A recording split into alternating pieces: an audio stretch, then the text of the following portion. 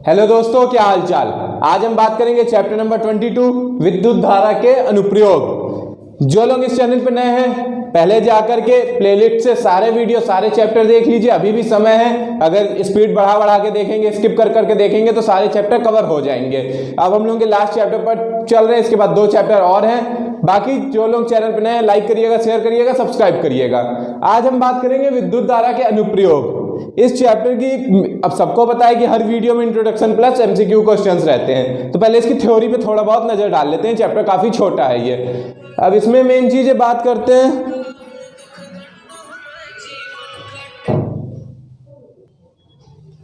तो हम लोग पहले तो इसमें बात करेंगे इंट्रोडक्शन, मतलब इस चैप्टर की थोड़ी बहुत थ्योरी के बारे में। काफी ज्यादा छोटा चैप्टर है, इसलिए पहले थ्योरी पे नजर डालते हैं।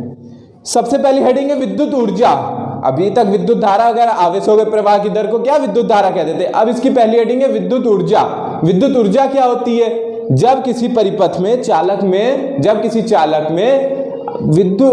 चालक में विद्युत आवेशों में पहले उसमें क्या था, आवेशों के प्रवाह की दर को धारा कहते थे। तो अब इसमें क्या है, चालक में जब आवेशों का प्रवाह किया जाता है तो उसमें जितनी ऊर्जा व्यय होती है, जितनी ऊर्जा उनके आवेशों को प्रवाह करने के लिए व्यय होती है, वही ऊर्जा क्या है, विद्युत ऊर्जा है।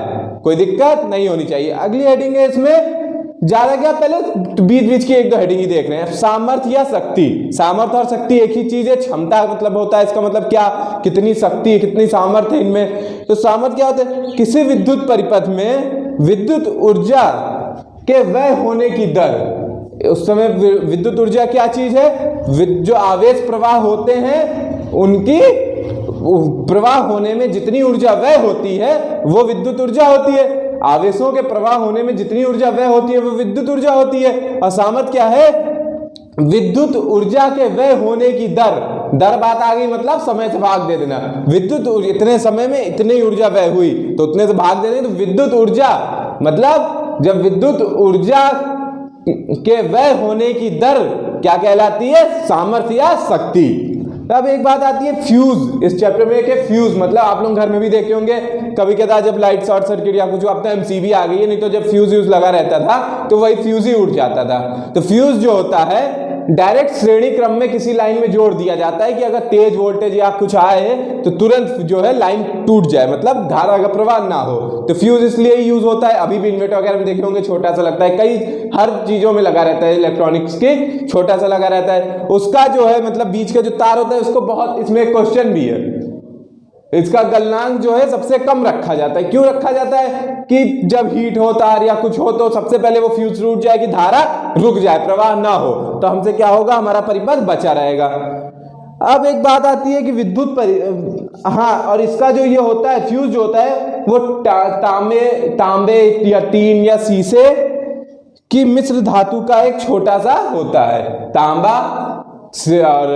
तांबा का और स्टील का नहीं, तांबे का, टीन का और शीशे का मिश्र धातु होता है। ठीक है, कोई दिक्कत नहीं होनी चाहिए। अब बात करते हैं अपने क्वेश्चंस पे। इसमें ज्यादा कुछ था ही नहीं, बस विद्युत ऊर्जा और सामर्थ्य की मेन परिभाषा थी। फ्यूज मैंने बता दिया और कुछ हिसाब से है नहीं। बाकी जो न्यूमेरिकल में अगर जरूरत पड़ेगी तो मैं क्वेश्चंस लगवाते जाऊंगा। देखते हैं फ्यूज तार का गलनांक होता है। फ्यूज तार का गलनांक होना चाहिए, 1 मिनट, हाँ, फ्यूज तार का गलनांक होना चाहिए। अब गलनांक सीधी बात आ रही है कि अधिक होगा तब तो हमारा फ्यूज काम ही नहीं करेगा। बिजली अगर तेज आ जाएगी तो वो दगेगा ही नहीं, वो अपना सह लेगा। उसको कम होना चाहिए। क्यों कम होना चाहिए कि अगर तेज आई तो तुरंत टूट जाए, फूट जाए, कुछ भी हो, बस धारा का प्रवाह रोक दे। धारा का प्रवाह के रोक देने से हमारे आगे का जो सर्किट रहेगा, मतलब आगे की जो चीजें रहेंगी वो सब सुरक्षित रहेंगी। घरों में भी लगाया जाता है तो इससे हमारी फ्रिज है, बल्ब है, पंखा है, ये सब फ्यूज फूकने से बचेगा, जलने से बचेगा। इसीलिए तो फ्यूज का गलनांक कितना होना चाहिए, कम होना चाहिए। क्या होना चाहिए, कम होना चाहिए। हो गया। अब अगला देखते हैं, घरों में प्रवाहित होने वाली धारा होती है जो घरों में, अभी एक क्वेश्चन मेरे ख्याल से सॉरी 1 मिनट में पानी पी लूं, प्यास से।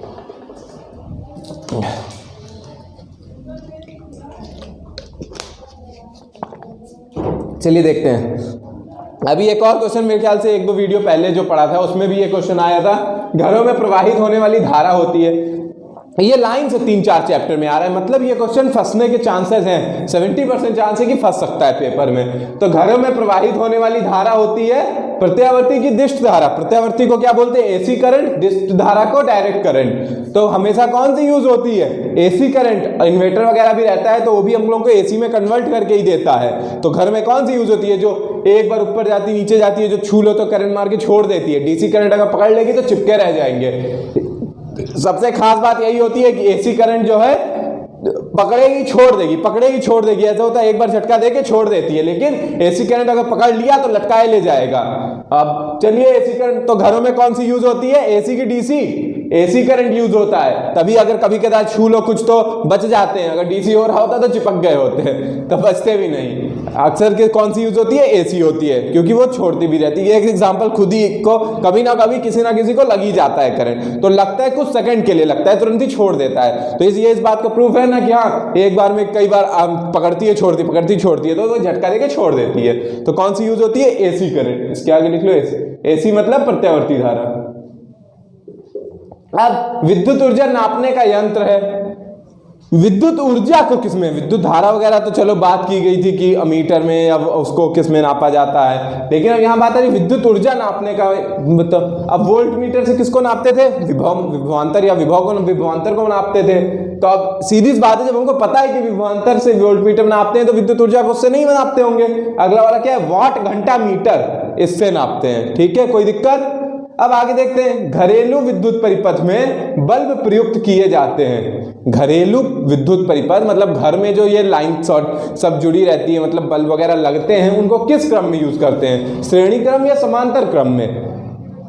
जो घर वगैरह में देखे होंगे लाइन लगी होती है, जिसके अंडरग्राउंड जिसके यहाँ वैसे लाइन से देखे होंगे, एक बल्ब लगाए फिर ट्यूबलाइट लगाए दूसरे कमरे में लगाए, ये सब किस क्रम में लगते हैं? श्रेणी क्रम में कि समांतर क्रम में? श्रेणी में लगा होता तो तार एक ही को 10 बार घूम के जाना पड़ता। समांतर क्रम में लगा होता है, क्योंकि एक जगह मान लीजिए फेस आ रहा है, ये हमारा मेन घर है, अब एक कमरा यहाँ है एक कमरा यहाँ है, तो यहाँ से 2 तार लिए ज्वाइंट लगाए, एक यहाँ भेज दिए एक यहाँ भेज दिए, तो क्या है? समांतर हो गई। अगर एक ही में चला या तो फिर ऐसे करते, यहाँ जाते फिर यहाँ आते फिर ऐसे दूसरे कमरे में जाते, तब श्रेणी क्रम होता। लेकिन जब टुकड़ों में ज्वाइंट हो जा रहा है कि यहाँ इधर उधर फैला दिया जाए तो क्या है? समांतर क्रम। तो घरेलू परिपथ में बल्ब प्रयुक्त किए जाते हैं समांतर क्रम में। ठीक है, कोई दिक्कत नहीं होनी चाहिए। बल्ब में प्रयोग होने वाली गैस, अब देखे होंगे एक तो गाँव में पीला वाला बल्ब होता है, पीला कलर में एकदम जलता है, वो कौन सा बल्ब? 100 वाट का बल्ब के नाम से लोग जानते हैं। तो उसमें कौन सी गैस प्रयोग? अंदर वो निर्वात होता है, उसके अंदर का जो माहौल होता है वो निर्वात, वायु हटा करके उसको निर्वात कर दिया जाता है बल्ब को, तभी जब फूटता है तो तेजी से आवाज आती है। अब बल्ब में प्रयोग होने वाली गैस, तो उसमें कौन सी गैस होती है? और बल्ब जो भी और भी है कि वो हीट ना करे, उनके जो लगे होते हैं, तो उसमें ऑर्गन या ऑक्सीजन, उसमें जो है मतलब जो निष्क्रिय गैस होती है, जो नहीं क्रिया करती है किसी से, वो गैस होती है। तो ऑक्सीजन तो रहेगा नहीं, जब ऑक्सीजन निकाल के निर्वात क्रिएट किया गया तो कौन सा हो जाएगा? ऑर्गन। आर्गन गैस जो है वो बल्ब में प्रयोग की जाती है। चलिए इसको इरेज करते हैं, फिर आगे के 5 क्वेश्चन पे बात करते हैं।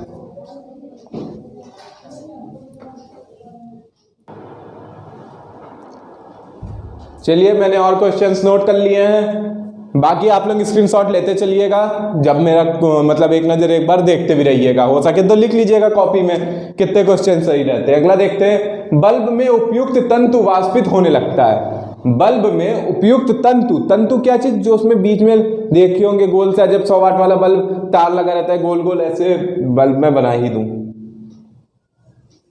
तो ड्राइंग अच्छी नहीं है, ऐसा देखिए कुछ लगा रहता है टंगस्टन का, तो ये जो होता है इसको क्या बोलते हैं? तंतु।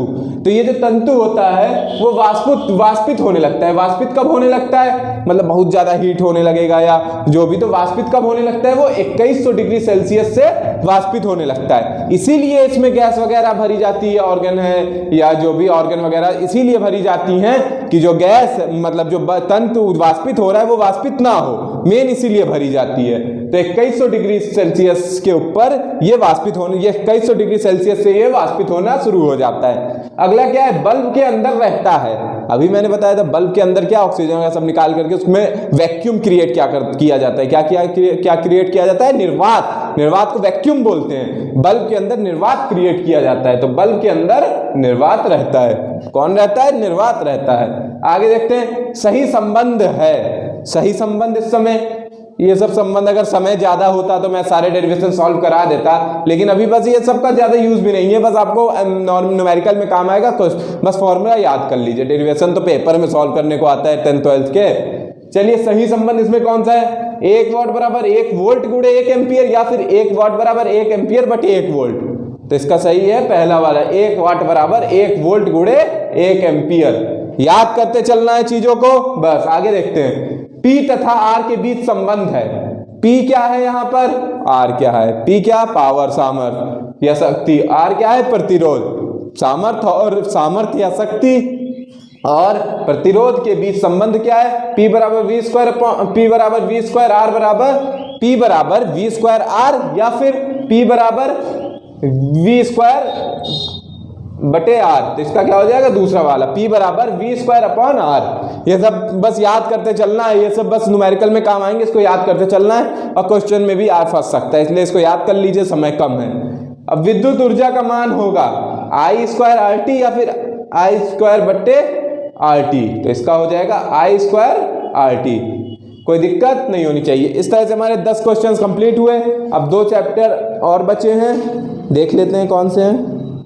अब धारा का चुंबकीय प्रभाव और विद्युत चुंबकीय प्रेरण 2 चैप्टर बचे हैं, वो भी कंप्लीट हो जाएंगे। बाकी जो लोग चैनल पे लाइक करिएगा, शेयर करिएगा, सब्सक्राइब करिएगा, प्लेलिस्ट से जाकर के सारे वीडियो देखिएगा और पसंद आए तो लाइक करिएगा और कोई सजेशन देना होगा तो कमेंट करिएगा। बाकी मिलते हैं अगले वीडियो में, नमस्कार।